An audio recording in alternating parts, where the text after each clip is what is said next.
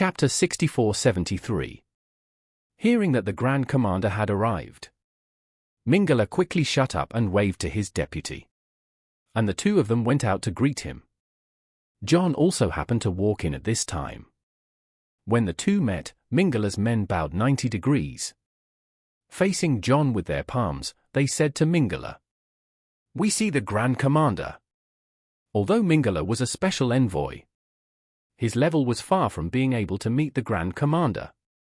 Even the Tongji, whom he usually met, he only heard his voice but never saw him. Now that he saw John, he was not sure of John's identity. So he said respectfully, "I am Mingala Dong, the last general. I am meeting the Grand Commander. Please show me the tiger head token." John didn't waste any words.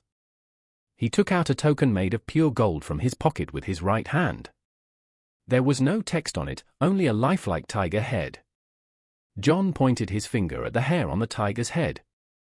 And then the tiger head on the token seemed to be alive, shaking its head and roaring. There are only 5 tiger head tokens in the entire warrior's den, and they are in the hands of the 5 Grand Commanders of the 5 military governors' office. This token was refined by Victoria with spiritual energy, and it contains an illusion formation. Only when the person who recognizes the owner touches the hair on the tiger's head will the formation be triggered and the tiger will come to life. If the token falls into the hands of other people, there will be no such effect. This is also the key for the Grand Commanders of the 5 military governors' office to prove their identities. Although Mingala had never seen the tiger head token before, he had heard about its existence and characteristics.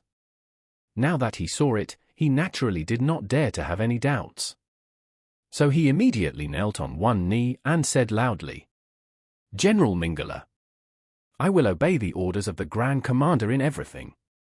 John hummed, put the token back into his pocket and then said, "Are all the others here?"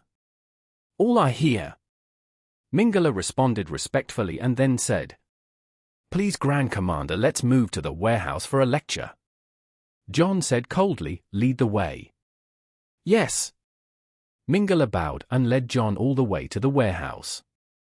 Hundreds of tiger guards from Naples and hundreds of cavalry guards from Nigeria were already waiting in line there.